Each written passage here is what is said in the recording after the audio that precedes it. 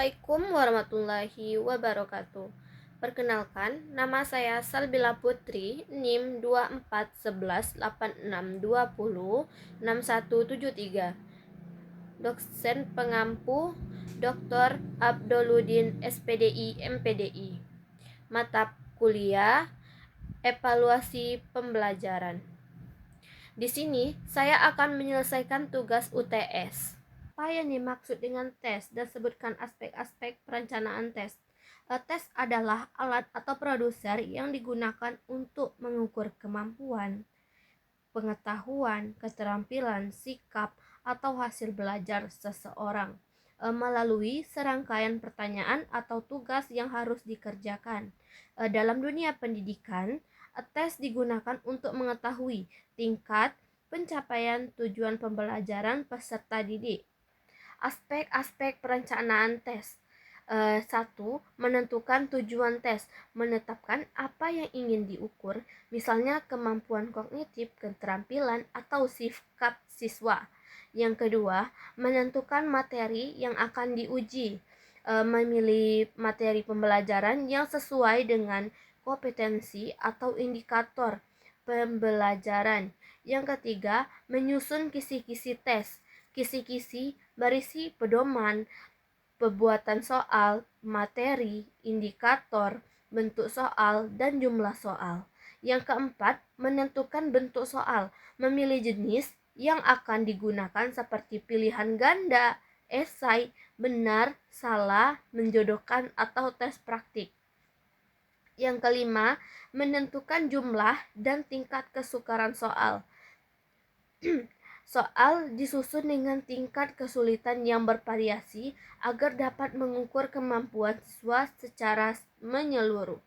Yang keenam, menyusun petunjuk pengerjaan tes, memberikan arahan yang jelas agar peserta memahami cara mengerjakan tes. Yang ketujuh itu menentukan waktu pelaksanaan tes, menyesuaikan jumlah soal dengan waktu yang tersedia. Yang kedelapan, menentukan teknik penilaian skor dan kriteria penilaian hasil tes. Dan yang kesembilan, melakukan uji coba dan revisi soal. Soal diuji terlebih dahulu untuk mengetahui validitas, reliabilitas, dan kualitas soal sebelum digunakan. Pertanyaan kedua, bagaimana cara mengembangkan soal tes untuk mengukur indikator pencapaian hasil belajar pada aspek kognitif, afektif, dan psikomotorik? Pengembangan soal aspek kognitif berkaitan dengan kemampuan berpikir, pengetahuan, dan pemahaman siswa. Langkah-langkahnya yang pertama, menentukan kompetensi dan indikator pembelajaran. Yang kedua, menyesuaikan soal dengan tingkat kemampuan berpikir seperti mengingat, memahami, menerapkan, menganalisis, mengevaluasi, dan mencipta. Yang ketiga, memilih bentuk soal yang sesuai, misalnya pilihan ganda, isian, atau esai. Yang keempat, menyusun kisi-kisi soal agar terarah. Yang kelima, membuat soal sesuai indikator. Contoh indikator siswa dapat menjelaskan pengertian ekosistem. Soalnya, jelaskan apa yang dimaksud dengan ekosistem. Kemudian pengembangan soal aspek afektif. Aspek afektif berkaitan dengan sikap, nilai, minat, disiplin, dan tanggung jawab siswa. Langkah-langkahnya, yang pertama, menentukan sikap atau nilai yang akan diukur. Yang kedua, menyusun indikator perilaku yang dapat diamati. Yang ketiga, menggunakan teknik penilaian seperti observasi, angket, jurnal, atau penilaian diri. Yang keempat, menyiapkan rubrik rubrik atau skala penilaian.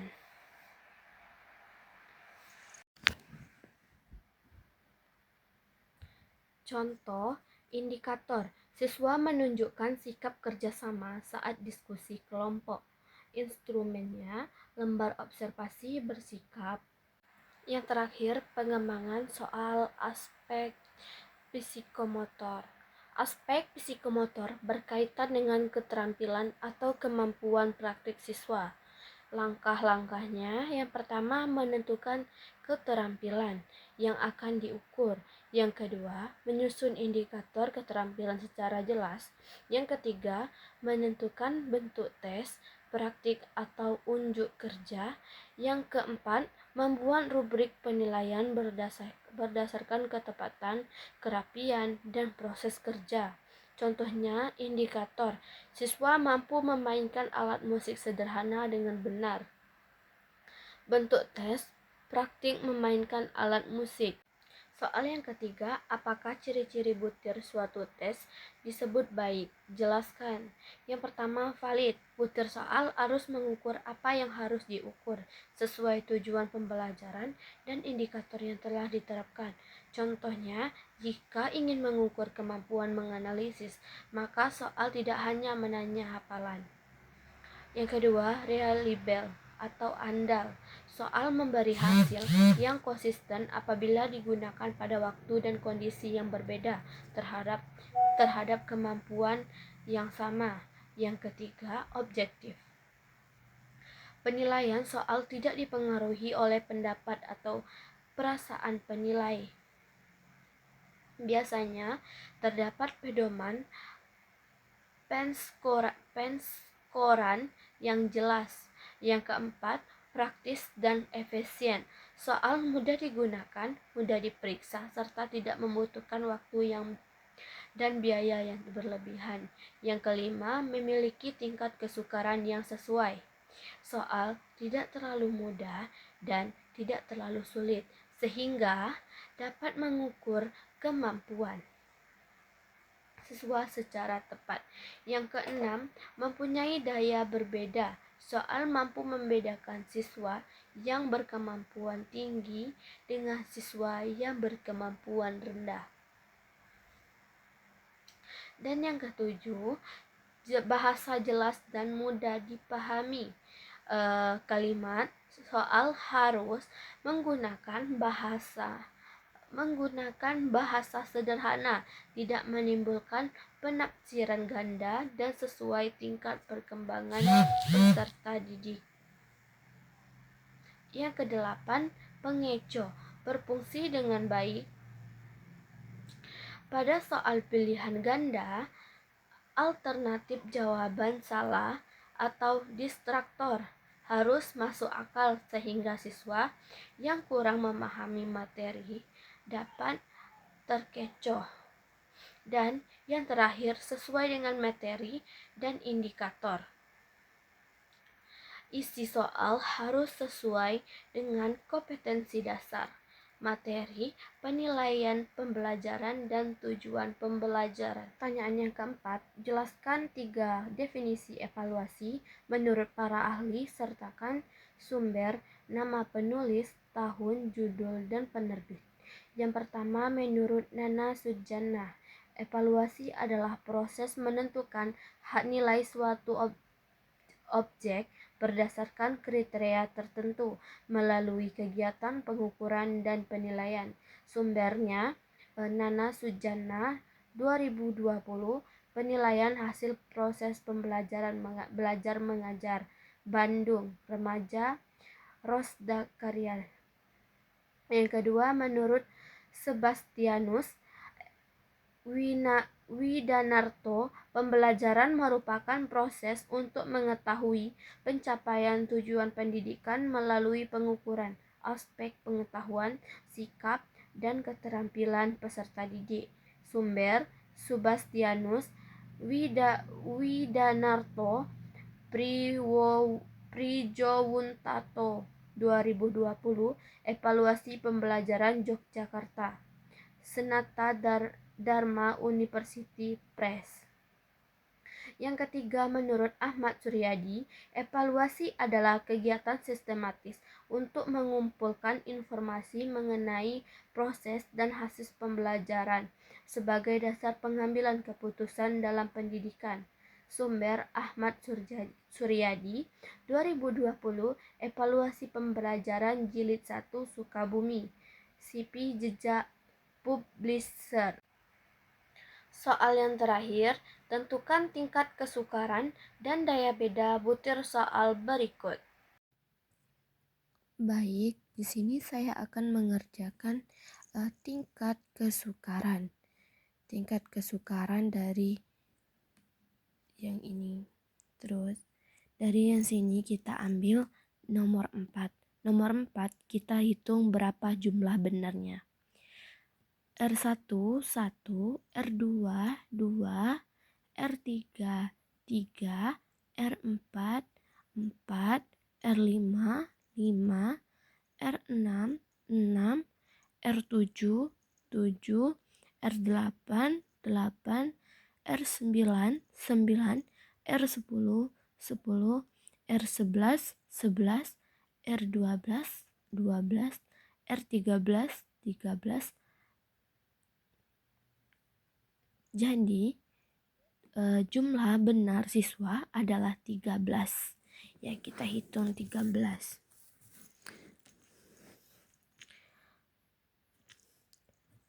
P sama dengan B per N. Jumlah siswa yang mengikuti ujian. B itu jumlah benar siswa. Jumlah benar siswa tadi di sini ada 13. 13 dibagi N. N sama dengan 15 karena jumlah siswa ini ada 15. 13 dibagi 15 sama dengan 0,86. Ini termasuk ke kategori mudah.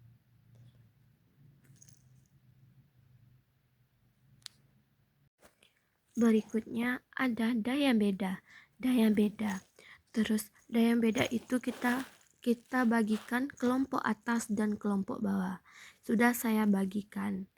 Kelompok atas terdiri R8, R5, R1, R2, R4, R6, R7, dan R11.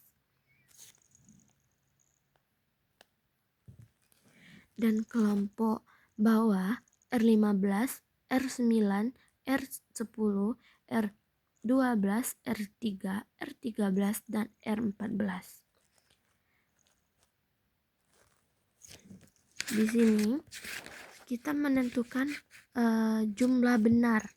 Jumlah benarnya yang pertama kita menentukan jumlah benar yang nomor 1. Nomor 1 1 2 3 4 5 6. Yaitu 6. Rumusnya DB sama dengan KA per N kurang KB per N. KA ini kelompok atas dan KB ini kelompok bawah. Kelompok atas tadi kan ini. Kelompok atas kita ambil yang pertama. Yang pertama 1, 2, 3, 4, 5, 6. Terus kita tulis sini 6.